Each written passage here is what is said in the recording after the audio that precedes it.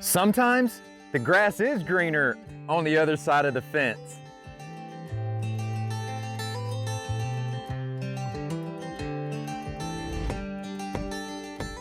Hey everyone, I'm Dr. Arland Hill and welcome back out to Harvest Hills Ranch, and it is a fun time to be out at the ranch. It is early spring and we are starting to see a lot of stuff happen as we're coming out of the winter. One of which is, you'll notice that where the cows were at yesterday, you can see that they've eaten this down, and today we've got green pasture for them to enjoy. Now, we've been feeding hay, and the cows always, when it gets this time of year, you can tell when it's time to stop feeding hay because they start walking past the hay and go right to the grass. So that tells you that they're looking for what's in this grass, and we want to keep them as healthy and as nourished as possible by giving them the opportunity to enjoy as much of it as we can. Now, one of the things that we do out here this time of year is you'll see that the cows are kind of far back here. I'm gonna bring them up and we're gonna move them into this, and I'm gonna let you enjoy watching them devour this new fresh grass, especially all this nice greenery right here. But one of the things that we do is we give the cows quite a bit of area to work through this time of year. So we don't keep them quite as condensed as I normally do. I keep them moving a little faster this time of year. And the reason we do that is we want to keep the pastures as healthy as possible. And we want to we don't want to run the risk of stunning these grasses early in the year and let them start to get some momentum so that as they go further into the warmer months, they can keep growing and they're not spending all their energy just trying to get started. So we let these cows just graze real quickly across the top, take a couple of bites and move on to the next plant. And then we will keep moving them across the pasture, literally giving them a pretty good bit of pasture every day. Now, what are the cows out here eating? Well, as I just look around, we've got clover here that I put out. We've got hairy vetch, and these are great protein, nitrogen sources. So that's gonna help keep these cows rumen stimulated. It's gonna make sure that when they're out there foraging, if they eat any type of dry material, that they're going to get as much utilization out of that as they can. And as they're consuming some of the other grasses, they'll get as much utilization as they can out of that. The majority of what you see out here is going to be ryegrass. And then there's also going to be a couple of there's annual ryegrass, which is the majority of what you see, and then there's just ryegrass. Those two are two different plants. But point being on this, or just rye, maybe what's better known as cereal rye, but it's another grass. Point being on this is that these animals have a diversity of things that they can consume, and as I'm getting ready to show you, when they come into this, they love hitting these grasses. So without further delay, let me run down here. I'm gonna grab these guys and we're gonna circle them around, and I'm gonna let you watch them enjoy this new grass.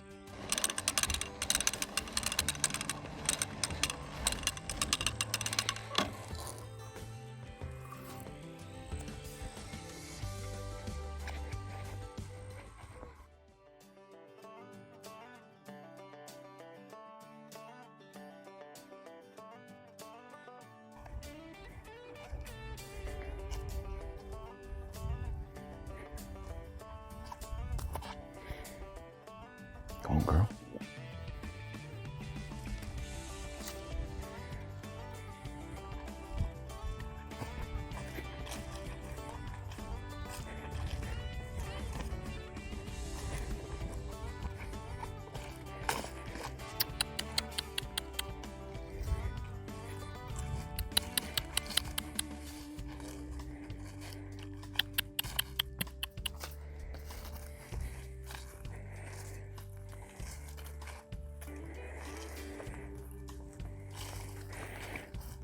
Got the big bull there. We'll get him moving along. If he starts moving, the rest of the herd will start moving.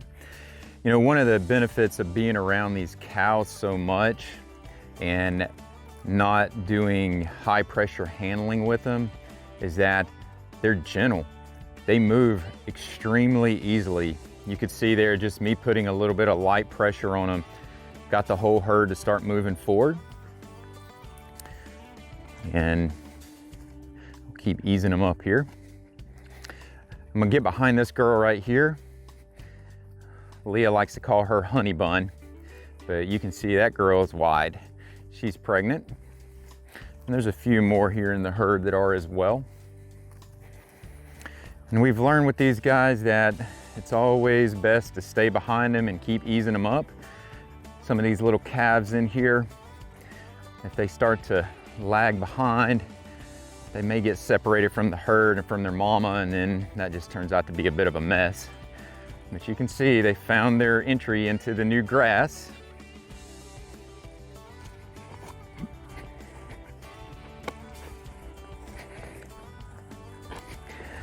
Didn't take them long to start enjoying that. Let's get the rest of these guys pushed around here.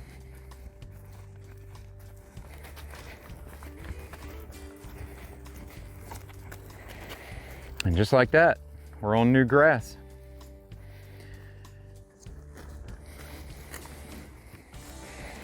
So, a couple of interesting things here that I'll just quickly point out while I'm out here. One of the things that you can see the bull there, I was actually gonna go up and show you something with him. He's moving down, they're excited. What I was gonna show you with the bull though is that he has some flies on him, and you may think, well, that's a bad thing, right? No, not actually, because those flies are attracted to testosterone, and I want a bull that's more virulent, that has good testosterone levels, and so he's certainly exhibiting that early here in the season. So that's actually a positive finding. We don't do fly control or wormers or things like that. We let the things that the cows consume help us with that type of stuff here on the ground. As a matter of fact, I didn't mention this, but this plant that you see right here, this is called sorrel, and the cows will eat that early in the year like this. They won't eat that once that plant gets on up, but when it's young and tender like this, they will eat it. And there's some medicinal qualities about that plant. I want to get up here with you. I'm going to take you up here to that cow I was showing you that was pregnant, that Leah likes to call Honey Bun. And one of the things that we look for on these cows that are pregnant, they're gonna walk away from me. One of the things that we look for, you'll notice that she's got this line on her side there, this bit of a furry line. It's kind of jagged, it's all over the place in her fur, just kind of the way that the line sits in her fur or in her coat. You can see it a little better right there. And then the closer she is to delivering, the more that line's going to start to drop down. So that's something we pay attention to. We also look at the udders. I'm not gonna bother her anymore. We also look at the udders on these animals to see when they're starting to fill out. And that also tells us that they're getting close to delivery as well. Now, back to that bull for just a minute. I'm gonna pull him off here before long. We're still probably about a month out from calving, which is ideal for us, but I will get him off of the herd, actually probably here in less than a week. Once we get to the end of this pasture, I'm gonna separate him off and put him with one of the steers, because we don't want him breeding all the time. We only want him breeding during a certain season. And the only reason he's actually with the herd right now is because we had two bulls, and I didn't want those two bulls together for a couple of reasons. So we ended up having to put him in here, and we felt like the cows that were going to be bred were already bred. Anyway, here's just another example. I want to show you this girl. She's pregnant too. You can see she's got that line. You can see a little bit of it there on her. And then this big Piedmontese breed right here, she's got that same line.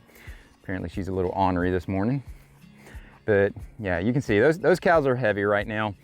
And we're looking for some really good calves out of them. Actually, you can see that line I was speaking about right there on her pretty easily. So, good morning. Good morning. Yeah. All right, go back to enjoying your grass.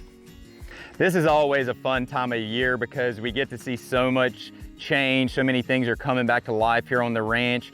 We've been additionally working on our garden, and we're starting to see things grow there as well. And you saw some of the other videos, or can see some of the other videos on that.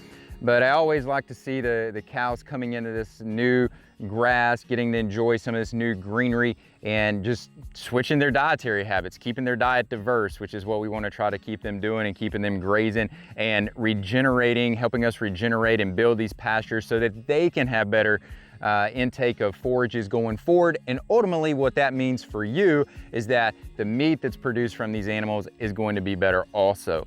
So with that being said, guys, hey, listen, I appreciate you taking the time to come out and join us out at Harvest Hills Ranch today. If you like this information, go ahead and hit that like button. If you think someone else would appreciate knowing about how high quality food can be raised and the mindset that goes into that, go ahead and share this information with them. And if you want to see more videos like this yourself, go ahead and subscribe to the channel. We'd love to have you join us out here at Harvest Hills Ranch. With that said, guys, I'm gonna rerun this hot wire, and we'll see you on the next one.